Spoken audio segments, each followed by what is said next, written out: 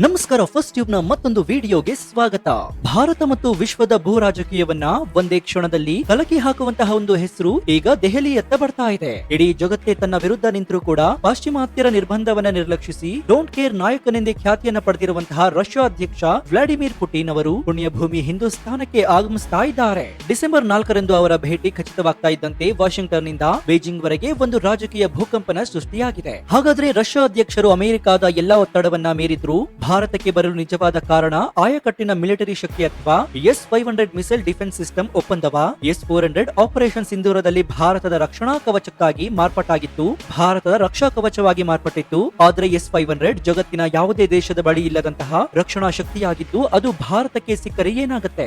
S-500 system ನ ಅತ್ಯಂತ ಭಯಾನಕ ಸಾಮರ್ಥ್ಯವಂದ್ರೆ ಅದು ಕೇವಲ ಕ್ಷಿಪಣಿಗಳನ್ನಲ್ಲ, ಭೂಮಿಯ ಹತ್ತಿರದ ಕಕ್ಷೆಯಲ್ಲಿರುವಂತಹ ಶತ್ರುಗಳ ಗೂಢಾಚಾರಿ ಉಪಗ್ರಹಗಳನ್ನೇ ಉಡಾಯಿಸಿ ನಾಶಪಡಿಸುವಂತಹ ಶಕ್ತಿಯನ್ನ ಹೊಂದಿದೆ. ಪಾಕಿಸ್ತಾನದ ಬೆರಳೆಣಿಕೆಯ ಸಣ್ಣ ಸ್ಯಾಟಲೈಟ್ ಗಳೇ ಭಾರತಕ್ಕೆ ತಲೆನೋವು ಕೊಡ್ತಾ ಇದ್ದಾವೆ. ಅವು ನಾಶವಾದರೆ ಪಾಕಿಸ್ತಾನದ ಕಥೆ ಮುಗಿದಂತೆ. ಅಮೆರಿಕ ಈ ಒಪ್ಪಂದದ ಮುರಿಯಲು ಯಾಕೆ ಹತಾಶವಾಗ್ತಾ ಇದೆ? ಯಾವ ಸಂಬಂಧವನ್ನ ಮುರಿಬೇಕು ಅಂತ ಅಮೆರಿಕದ ಹಿಂದಿನ ಆಡಳಿತ ಯೋಜನೆ ರೂಪಿಸಿತ್ತು, ಅದೇ ಭಾರತ ರಷ್ಯಾ ಸ್ನೇಹ ಬಲಗೊಳ್ತಾ ಇದೆ. ಅಮೆರಿಕದ ಎಲ್ಲ ಟಾರ್ಗೆಟ್ ಗಳನ್ನ ಛಿದ್ರಗೊಳಿಸಿ ಭಾರತವು ರಷ್ಯಾಕ್ಕೆ ರತ್ನಗಂಬಳಿ ಹಾಸಿದ್ದು ಯಾಕೆ? ಇದು ಭಾರತದ ಸ್ವತಂತ್ರ ವಿದೇಶಾಂಗ ನೀತಿಯ ಸ್ಪಷ್ಟ ಸಂಕೇತವಾಗಿದ್ಯಾ? ಈ ಎಲ್ಲಾ ಮಾಹಿತಿಯನ್ನು ಇವತ್ತಿನ ಈ ವಿಡಿಯೋದಲ್ಲಿ ನೋಡೋಣ. ಆದ್ರೆ ಅದಕ್ಕೂ ಮುನ್ನ ನಿಮ್ಗೆ ಏನನ್ಸುತ್ತೆ? ಪ್ರಧಾನಿ ನರೇಂದ್ರ ಮೋದಿ ಅವರ ಸಾರಥ್ಯದಲ್ಲಿ ಭಾರತ ಬಲಿಷ್ಠವಾಗಿದೆ ಅಂತ ನಿಮ್ಗನ್ಸಿದ್ರೆ ಜೈ ಭಾರತ್ ಅಂತ ಕಮೆಂಟ್ ಮಾಡಿ ಹಾಗೂ ವಿಡಿಯೋಗೆ ಲೈಕ್ ಕೊಡಿ. ಜೊತೆಗೆ ಭಾರತ ರಷ್ಯಾ ಸೇರ್ಕೊಂಡು ಅಮೆರಿಕ ಪಾಕಿಸ್ತಾನವನ್ನ ಬಗ್ಗು ಬಡಿಬೇಕು ಅಂತ ನಿಮ್ಗನ್ಸಿದ್ರೆ ಎಸ್ ಅಂತ ಕಮೆಂಟ್ ಮಾಡಿ.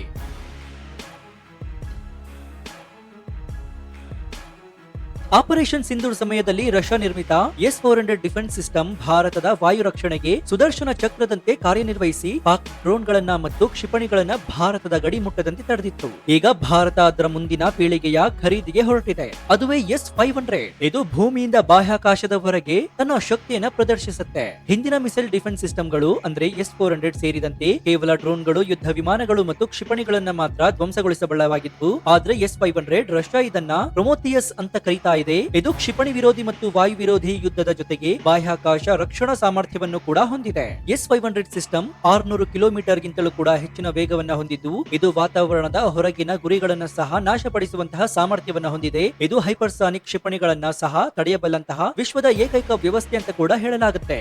S-500 ಏಕಕಾಲದಲ್ಲಿ 10ಕ್ಕಿಂತ ಹೆಚ್ಚು ಹೈಪರ್ಸಾನಿಕ್ ಗುರಿಗಳನ್ನ ಪತ್ತೆ ಹಚ್ಚಿ ನಾಶಪಡಿಸುವ ಸಾಮರ್ಥ್ಯವನ್ನ ಕೂಡ ಹೊಂದಿದೆ. ಇನ್ನು S-500 ನ ಬಹುದೊಡ್ಡ ಆಯಕಟ್ಟಿನ ಸಾಮರ್ಥ್ಯವಂದ್ರೆ ಅದು ಭೂಮಿಯ ಹತ್ತಿರದ ಕಕ್ಷೆಯಲ್ಲಿ ಅಂದ್ರೆ ಸರಿಸುಮಾರು 200ರಿಂದ 2000 ಕಿಲೋಮೀಟರ್ ವರೆಗೆ ಹಾರುವಂತಹ ಶತ್ರುಗಳ ಗೂಢಾಚಾರ್ಯ ಸ್ಯಾಟಲೈಟ್ ಗಳನ್ನ ಕೂಡ ನಾಶಪಡಿಸಬಲ್ಲದು. ಇನ್ನು ಆಧುನಿಕ ಯುದ್ಧದಲ್ಲಿ ಸ್ಯಾಟಲೈಟ್ ಗಳು ಸೇನೆಯ ಸಂವಹನ, GPS ಮಾರ್ಗದರ್ಶನ ಮತ್ತು ಗುಪ್ತಚರಕ್ಕೆ ಬೆನ್ನೆಲುಬಾಗಿದೆ. ಪಾಕಿಸ್ತಾನವು ಚೀನಾದ ನೆರವಿನ ಕೆಲವು ಸಣ್ಣ ಮತ್ತು ಮಧ್ಯಮ ಗಾತ್ರದ ಅಂದ್ರೆ ಸುಮಾರು 8 ಉಪಗ್ರಹಗಳನ್ನು ಕೂಡ ಮಾತ್ರ ಹೊಂದಿದೆ. ಇನ್ನು S-500 ಭಾರತದಲ್ಲಿ ನಿಯೋಜನೆಗೊಂಡ್ರೆ ಯುದ್ಧದ ಸಮಯದಲ್ಲಿ ಪಾಕಿಸ್ತಾನದ ಪ್ರಮುಖ ಸ್ಯಾಟಲೈಟ್ ಗಳನ್ನ ಉಡಾಯಿಸಿ ಪಾಕಿಸ್ತಾನದ ಸಮಗ್ರ ಕಮಾಂಡ್ ಮತ್ತು ಕಂಟ್ರೋಲ್ ವ್ಯವಸ್ಥೆಯನ್ನ ಭಾರತ ಕುರುಡು ಮಾಡಬಹುದು. ಇದರರ್ಥ ಯುದ್ಧದ ಆರಂಭದಲ್ಲೇ ಪಾಕಿಸ್ತಾನದ ಕಥೆ ಮುಗಿದಂತೆ. ಇನ್ನು ಜಗತ್ತಿನಲ್ಲಿ ಎಷ್ಟೇ ಬದಲಾವಣೆಗಳು ಆದ್ರೂ ಕೂಡ ಭಾರತ ಮತ್ತು ರಷ್ಯಾ ನಡುವಿನ ಸ್ನೇಹ ಸಂಬಂಧದಲ್ಲಿ ಯಾವುದೇ ಬದಲಾವಣೆಗಳು ಆಗಿಲ್ಲ.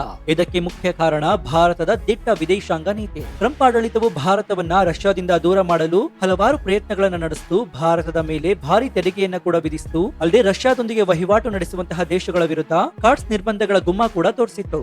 ಆದ್ರೆ ಭಾರತ ಈ ಎಲ್ಲಾ ಒತ್ತಡಗಳನ್ನು ನಿರ್ಲಕ್ಷಿಸಿತು. ರಷ್ಯಾ ಅಧ್ಯಕ್ಷರಿಗೆ ರತ್ನಗಂಬಳಿಯನ್ನ ಹಾಸುವ ಮೂಲಕ ಅಮೆರಿಕಾಗೆ ನೇರ ಸಂದೇಶವನ್ನು ರವಾನಿಸಿತು. ಭಾರತದ ವಿದೇಶಾಂಗ ನೀತಿ ದೆಹಲಿಯಿಂದ ನಡೀತಾ ಇದೆ, ವಾಷಿಂಗ್ಟನ್ ನಿಂದಲ್ಲ.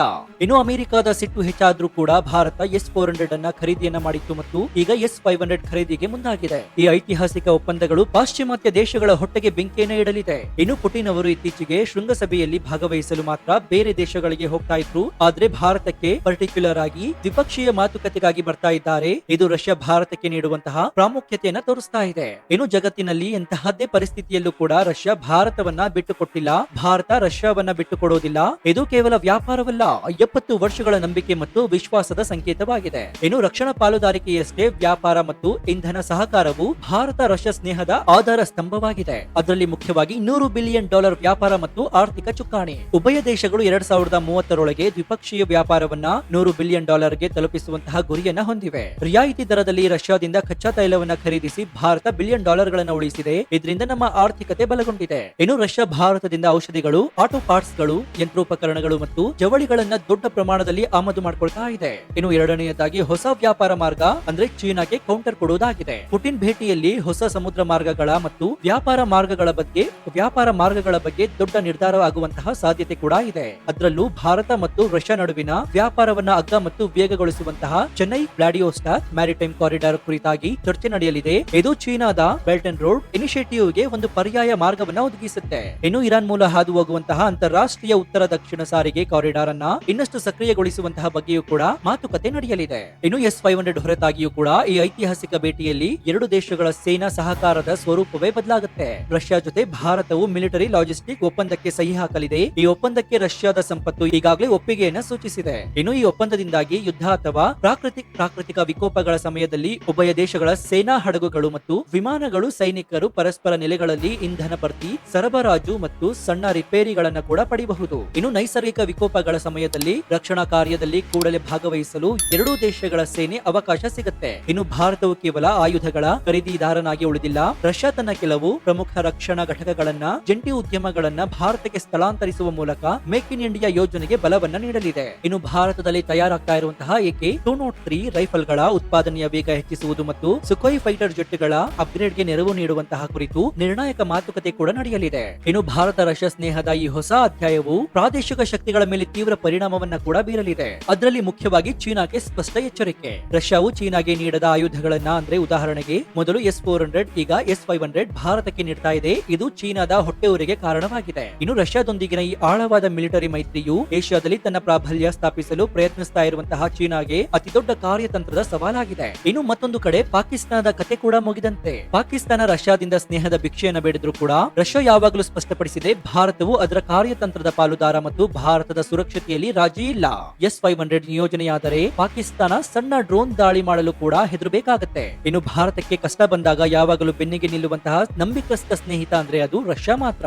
ರಷ್ಯಾದಲ್ಲಿ ಇಂದಿಗೂ ಕೂಡ ಭಾರತದ ಸಿನಿಮಾಗಳು, ಸಂಸ್ಕೃತಿಗೆ ಅಪಾರ ಅಭಿಮಾನವಿದೆ. ಯುದ್ಧದ ಸಮಯದಲ್ಲಿ ಭಾರತೀಯ ವಿದ್ಯಾರ್ಥಿಗಳನ್ನ ಸುರಕ್ಷಿತವಾಗಿ ಹೊರಗೆ ತರಲು ರಷ್ಯಾವು ಯುದ್ಧಗಳನ್ನ ತಾತ್ಕಾಲಿಕವಾಗಿ ನಿಲ್ಲಿಸಿದ್ದು ಈ ವಿಶ್ವಾಸ ಮತ್ತು ಗೌರವದ ಪ್ರತೀಕವಾಗಿದೆ. ಒಟ್ಟಾರೆಯಾಗಿ ಪುಟಿನ್ ಅವರ ಈ ಐತಿಹಾಸಿಕ ಭೇಟಿ ಮತ್ತು S-500 ನಂತಹ ರಕ್ಷಣಾತ್ಮಕ ಕ್ರಾಂತಿಗಳು ಭಾರತದ ಭದ್ರತೆಯ ಭವಿಷ್ಯವನ್ನ ಬರೆಯಲಿದೆ. ಭಾರತದ ರಕ್ಷಣೆಯ ರಿಮೋಟ್ ಈಗ ದೃಢವಾದ ಸ್ನೇಹದ ಕೈಯಲ್ಲಿ ಭದ್ರವಾಗಿದೆ. ಈ ಐತಿಹಾಸಿಕ ಭೇಟಿಯಿಂದ ಭಾರತದ ರಕ್ಷಣಾ ವಲಯದಲ್ಲಿ ಆಗಬಹುದಾದಂತಹ ದೊಡ್ಡ ಬದಲಾವಣೆ ನಿಜಕ್ಕೂ ಕೂಡ ಅಚ್ಚರಿಯನ್ನ ಮೂಡಿಸುತ್ತೆ. ಈ ಬಗ್ಗೆ ನಿಮ್ಮ ಅನಿಸಿಕೆ ಏನು ಅಂತ ಕಮೆಂಟ್ ಮಾಡಿ ಹಾಗೂ ವಿಡಿಯೋಗೆ ಲೈಕ್ ಕೊಡಿ. ಜೊತೆಗೆ ನೀವಿನ್ನೂ ನಮ್ಮ ಚಾನೆಲ್ ಅನ್ನ ಸಬ್ಸ್ಕ್ರೈಬ್ ಮಾಡ್ಕೊಂಡಿಲ್ಲ ಅಂದ್ರೆ ಈ ಕೂಡಲೇ ಸಬ್ಸ್ಕ್ರೈಬ್ ಮಾಡ್ಕೊಂಡು ಪಕ್ಕದಲ್ಲಿರುವಂತಹ ಬೆಲ್ ಐಕಾನ್ ಅನ್ನು ಪ್ರೆಸ್ ಮಾಡಿ. ಇದರಿಂದ ನಾವು ಹಾಕುವ ಹೊಸ ವಿಡಿಯೋಗಳ ನೋಟಿಫಿಕೇಶನ್ ಮೊದಲು ನಿಮಗೆ ಸಿಗುತ್ತೆ. ಇದಾಗಿತ್ತು ಈ ಕ್ಷಣದ ವಿಶೇಷ. ನೋಡ್ತಾ ಇರಿ ಫಸ್ಟ್ ಟ್ಯೂಬ್ ಕನ್ನಡ. ಧನ್ಯವಾದ.